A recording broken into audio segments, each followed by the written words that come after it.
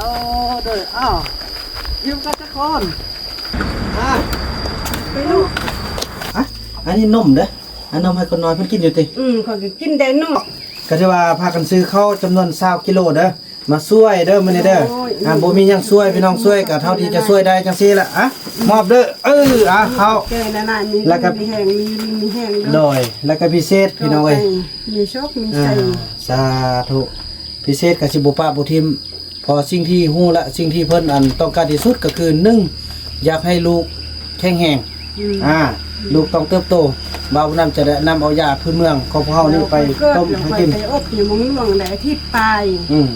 อาทิตย์ป้ายแล้วอันเด้อก็ได้อยู่ได้กินเฮาบ่มีเงินแม่นละได้ออกมาแม่นคือว่าแหละกันของของหม้อก็เป็นอันนั้นอันใดก็ได้เสียเงินอันใดทุกสิ่งทุกอย่างแล้วก็อย่าลืมต้มกินเด้อต้ม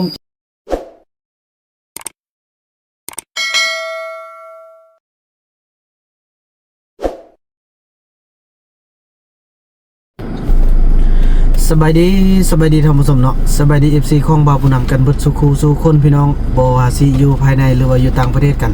ถือว่าคลิปนี้พี่น้องบ่าวผู้นำจะได้พาทุกท่านไปรับชมแล้วก็ไปช่วยเหลือ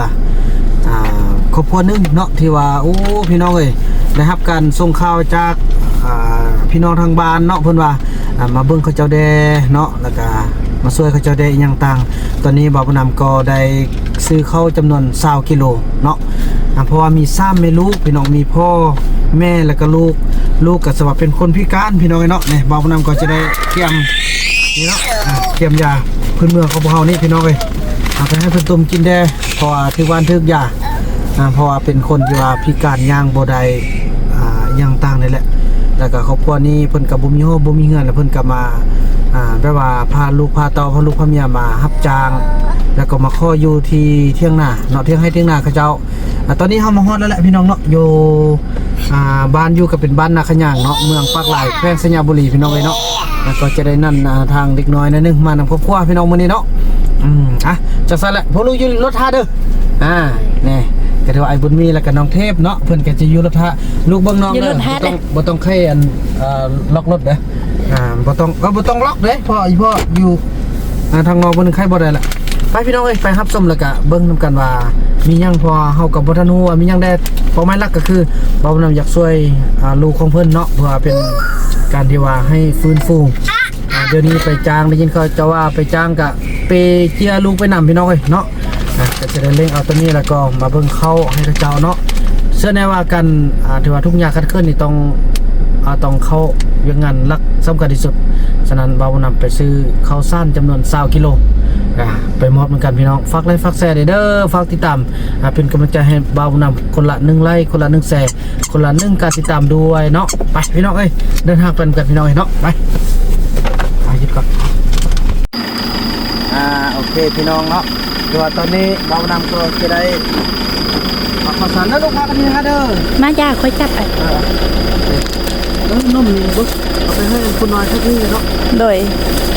เขาจะมีลูกน้อยลูกพ่อมีลูกน้อยอันนี้เป็นการช่วยเหลือเบื้องต้นพี่น้องเขาก็บอกว่ามีอย่างแน่เนาะพี่น้องเขาเป็นการจะอยู่ส่วนมันพี่น้องเอ้ยอยู่ส่วนมันเนาะไปดูกันโอ้พี่น้อง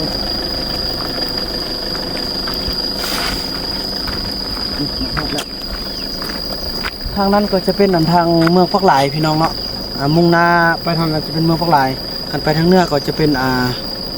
เพิ่นว่าเมืองเพียงเนาะตอนนี้กับภาพบรรยากาศเพิ่นก็อยู่แบบ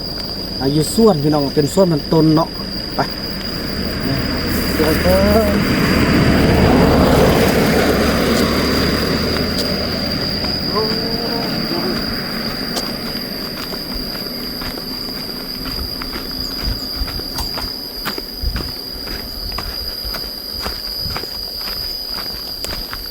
สบายดีเด้ออ้าวยืมกันสักคนส่งผู้เมียลูกว่าติไปลูกไปพ่อไปสบายดีโอ้พ่อไปลูกโอ้พี่น้องเอ้ยเนาะไปอันนี้ก็ ก็ถือว่าได้ยินข่าวไอซี่เพิ่นได้ส่งข่าวมา แล้วลูกเคยอยากเห็นจอเฮาจะเบิ่งหน้า เบิ่งเป็นอะไร เป็นชนี้เดี๋ยวมันย่างนะมันย่างยัง โอ้ มันบ่ย่างแท้แล้วผู้คู่ผู้หนึงหันย่างแล้ว อืม แล้วค่อยขอน้ำเจ้าเขาจะเบิ่งค่อยได้เสียเลือค่อยได้ พี่น้องไอ้พ่อ บ่มีเงินบ่มีคำพี่น้องพ่อแม่ยังก็บ่มีแล้ว ถือว่าเพิ่นเป็นคนอันกำพร้อยเนาะพี่น้องถือว่า พ่อลูกกำพร้า บ่มีพ่อบ่มีแม่พี่น้องเอ้ย แล้ว เนาะ ได้อ้ายก็ทุกข์ยากก็บ่มีเพื่อเสียเลือแล้วเขาก็กับครัวเขาก็บ่กับครัวเขาก็บ่อยู่ใกล้เลยนะอยู่เขตหนองคำแซง มือกล้องนั่งเด้อเด้อ เรื่องเขาบ้างอยู่นะยิ่งจะคงจัก อ๋อนางหิวอ่ะอันนี้นมเด้ออันนมให้คนน้อยเพิ่นกินอยู่ติ เขาก็กินได้นมนี่แหละเขาชื่อกินนั่นแหละ โอ้ แล้วนมทำอิดชื่อนมมัน อืม นมลักตัวเย็น เล็กตัวเย็น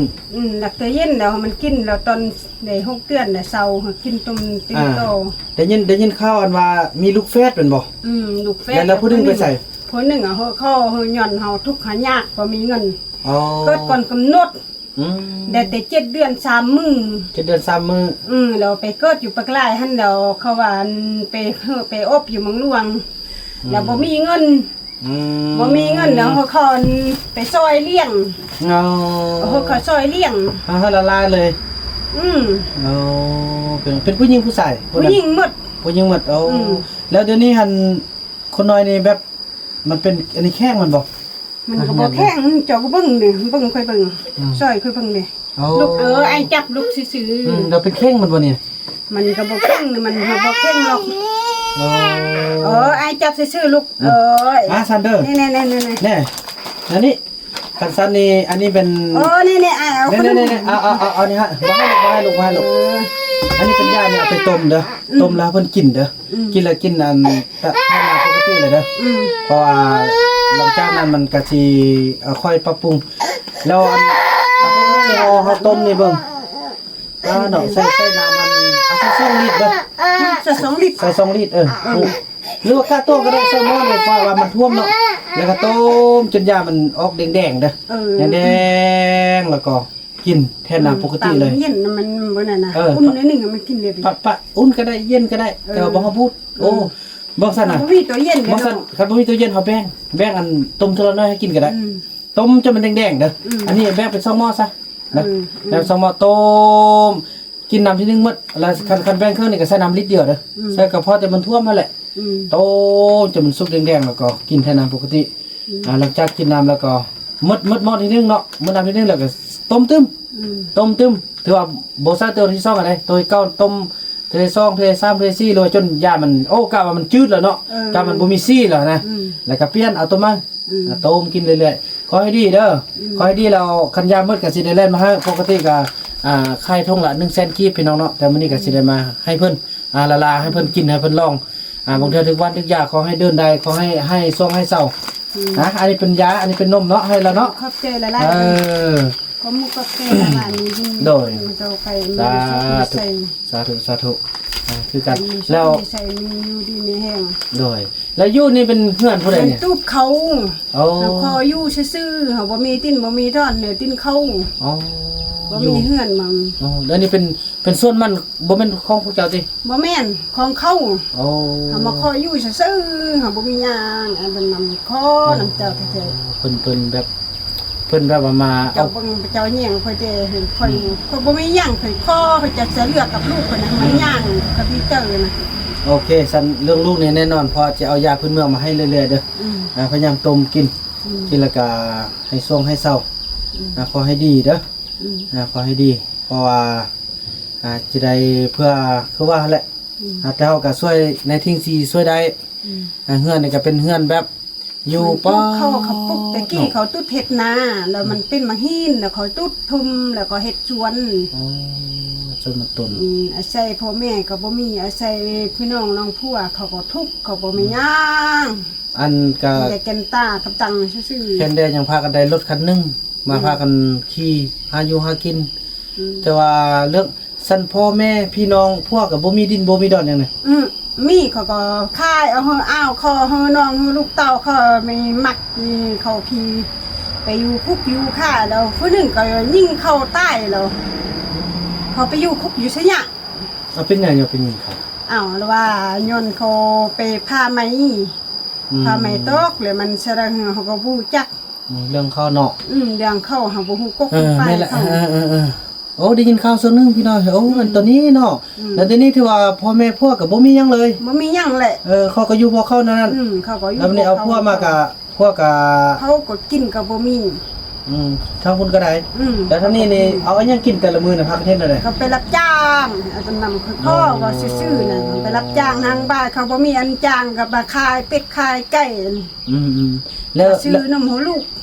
แล้วบนอยู่นี่นะแล้วเขาให้อยู่นี่ฮอดจักเดือนหรือว่าจังไดมีกำหนดบ่ ก็ว่าเฮาอยู่ฉันทราบว่าเฮามีปัญญาซอกกินซอกดอนปลูกหอบปลูกเฮือนคันเฮาบ่มีปัญญาก็บ่สั่งจะเว้านี่ แต่ว่านั่นได้ก็ขอยื่นเพิ่นโซข้าวก่อนเนาะแล้วเจ้าของเฮือนอันเจ้าของดินนี่ซื้อยังนี่ ชื่อหยังลืมก็ลืมนี่ชื่อมัน มันมีแต่ครอบเข้าแหละซอข้าวพอเฮาก็บ่มีเด้เอาทนหาอยู่หากินจังซี่แหละ โอ้ยนี่พ่อแม่ก็ตายปะแต่น้อยนะตายปะแล้วน้องชายหลานก็ซ้ำลูกเฮานั่นแหละมันกินนมพ่อก็เลี้ยงฉันทราบว่าได้เยอะได้เป็นบ่าวได้พ่อก็ตายปะ แล้วทาง อ้ายก็อยู่บ้านเกิดท่านแหละก็ยังทุกข์ก็ทุกข์กับเขาเลยเขาก็หากินกับครัวเขาเขาก็บ่มาเลยมาเบิ่งเลยนี่ ต่างคนต่าง บ่มีเงินบ่มี แต่ว่าพ่อแม่แต่ว่าบ่มีจักคนแล้วเนาะ บ่มีจักคนเนาะ เป็นคนที่ท่านบ้านเกิดอยู่โรงพยาบาลพี่น้องเอ้ยแล้วมาเอาพวกอยู่นาขยางแล้ววันนี้พวกกับ ไปต่างหยังอยู่กันซื่อ เนาะเอาความฮักความแพงกัน แล้วก็แล้วนี่แหละพี่น้องเอ้ยโอ้เนาะนี่ฮอนมาเพิ่งเย็นก็สว่ามาทึกบอลเนาะนี้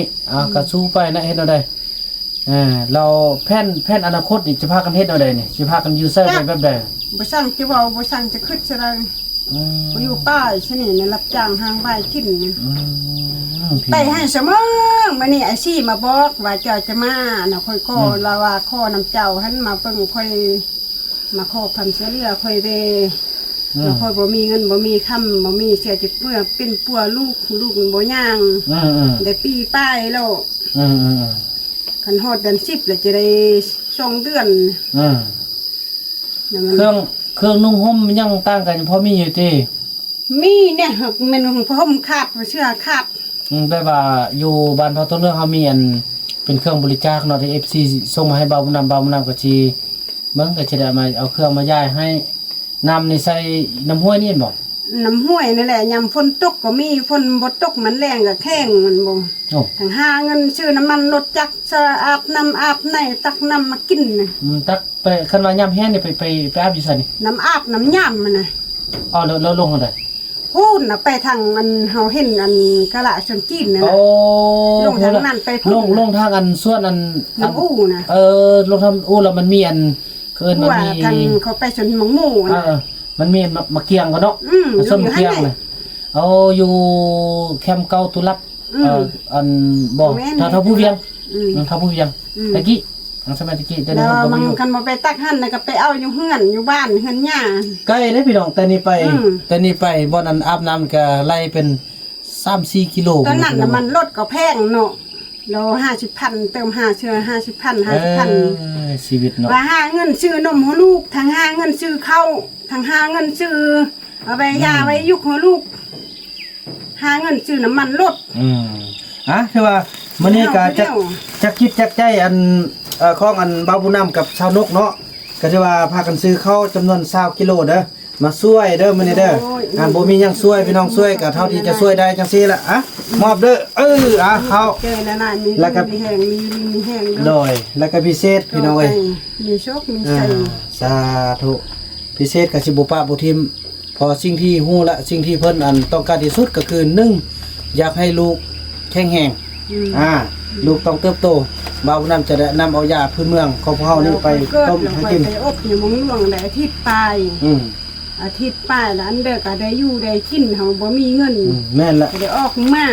แม่นคือว่าแหละกันของของหม้อก็เป็นอันนั้นอันใดก็ได้เสียเงินอันใดทุกสิ่งทุกอย่างแล้วก็อย่าลืมต้มกินเด้อต้มกินแล้วเฮาก็สิแล่นไปแล่นมาเบิ่งน้ำตลอดสิได้ดูแลน้ำคอให้ช่วงให้เช้าบัดนี้เขากินกับหม้อมันก็กุมอยู่ไล่มือเติบแหละเนาะ20โลเนาะกินประหยัดเอามีแห้งมีโช สุขมีใส่ โด ต่อน หน้าอนาคต หน่อยโอ้น้ำตาย่อยเลย อืม อย่าให้หลบ นั่น กินยาให้มันดีเด้อแข็งแรงซื้ออย่างนี้คนน้อยนี่ อันนี้แพงหันอีแพงหัน ซื้อแพงหั่น อืม ซื้อแพงละลาก็บ่ได้เนาะแพงหั่น อืม ไม่อยากแพงเนี่ยซื้อแพงหั่นให้ก็ทีมงานเบาเตี้ยงแล้วนี่ ชื่อน้อยมันตอนยังเกิดนะเอระดา เอระดา อืมเลย เอลาดาเนี่ยมาละแพงหั่น อืม โอ้ ทัดชื่อพ่อเนี่ยชื่อพ่อว่าชื่อจัน โอ้ นางแพงทัน นางแพงทัน อืม แพงทันติ อืม คือแพงหั่น แพงทัน แพงทันเนาะกระมวลไปนิดนึงคือดีกว่าแพงหั่น ขอบเจยละลายมี โด สุ ย ขมีใส่มีหิวมีแห้ง โด ต่อย ไป โด อยู่ ย ที่ สาธุ มีแห้ สาง ธุเจ้าคือกัน มีกิน เป็นอันอายุได้จักปีแล้วนี่ อันใด30ป้ายแล้ว 30เท่าไหร่ 33 33โอ้เป็นน้องแท้บ่าวนำได้37 เจ้าบ้านเจ้าอยู่เซาบ้านเกิดเจ้าอยู่ไส บ้านเกิดละอยู่บ้านห้วยถ้ำเมืองปักแสง เออ ก็ฮู้เด้แหละ อืม ก็ฮู้เด้มันยอม อืมแล้วเนี่ย โอ้ยเลอญำเดียวเบิ่นกุญสู้สู้นำก็สู้อีเมื่ออีก็สิพยายามย่อยเมื่อก็ย่อยอีก็สิพยายามเรื่องการช่วยเหลือไก่จรอง อืมเด้อเนี่ยแม่ขอบ่เฮียน โดย กระดังอาแรงอาสุกอาศัยอาสุกอาลับมียกขึ้นนี่ สู้ อาจัวว่าล่ะ แล้วเฮ็ดได้โครงการลูกห้างนี่ก็ยังสิเอาลูกตึมติตอนนั้นนี่ จักบ่ฮู้เทื่อถ้าเบิ่งอนาคตคัน พอ อยู่ อันนี้ตั้งว่ายอกพี่น้องนะตั้งม่วนแต่ว่าพอเขากลับมาเบิ่ง คัน เนาะ นี่เยอะกันมันก็มีเหือมีแห้งก็จะเอาคันบ่มีเหือบ่มีแห้งก็จะบ่เอาตื้มแล้ว เดี๋ยวนี้อนุญาตบัตรกรรมเนาะกินยาคุมติเอาดีแล้ว บ่มีเหือบ่มี อย่า แห้ง อย่าฟ้าเอาเถอะเด้อ อืม พอเอาก็เป็นภาระพอยังมัน เงินอยู่บ่มีที่ แม่นก็คือนั่นนี่แหละอยู่กับ ขอบอยู่มีขอบปริญญามี โดยเขาพยายามมันเหยาะ แม่ห้ามไม่เจรอไม่แย่งอันแม่ทุกลงหมัดลงนี่ อย่าเอาเมื่ออันตอนแน่เมื่ออันย่อยก็สิอันใครจะรอกันแหละแต่เมื่อก็อดทนเดี๋ยวเมื่อก็ โทรศัพท์จะเสมาโทรศัพท์จะโทร อืม อันก็จะครอเบอร์โทรมีอุ่นเร็ อดทน อันไม่เจรอไม่แย่งนะ อดทนอีก็ใกล้ตลอดนั่นมา มึงก็เล่าโอ้ก็เล่าจะเจรอแม่ดามากุ้งเขาป่านั่นแหละอมนึงงอดนึงระมึงนอนหลับอย่าเจรอยังเมียนไม่แย่ง นะไก่รอดไก่ทึ่งละไก่รอดไก่กินนี่ย่อละอดทนอันก็นี่สู้ตัวยอมยอกุนเดเลือกเกิดเบื่อนเด้แต่ว่ามุ่นเดบุบย่อยน้ำที่จะย่อยเบื่อนนี่แหละกี่ก็ชีพยายามต้มยาพยายามเริ่มต้มยาอันเบื่อเลยอันเบื่อแล้วก็อันเลิกแฮบนั่นแหละพี่น้อยเนาะถือว่าภาพบรรยากาศนี้บ่าวนำก็จะขออนุญาตจบคลิปกันเพียงสำนี้ก่อนเนาะแล้วก็ว่ากันใหม่ในคลิปต่อไปพี่น้อยสำหรับคลิปนี้บ่าวนำแล้วก็ทางน้องยุ้ยบ่ยุ้ยซื้อยุ้ยบ่บ่แม่นติยุ้ยเนาะผัวซื้อหยังก็ ผัวชื่อจัน ผู้ซื้อจันเมียซื้อยุ้ยเนาะลำลากันเพียงสำนี้ค่ะว่าท่านได้ต้องการช่วยเหลือก็อย่าลืมในการที่ว่ากดไลค์กดแชร์อะไรพี่น้องเนาะเบิ่งโฆษณาให้บ่าวผู้นำเนาะเพื่อจะได้มีรายได้จากโฆษณานั่นแหละเพื่อมาช่วยเหลือเขาเจ้าเนาะพี่น้องเนาะถือว่าคลิปนี้บ่าวผู้นำจะขออนุญาตจบคลิปกันสำนี้ก่อนแล้วก็ว่ากันในคลิปต่อไปคลิปนี้พวกเราก็เข้ามาสบายดี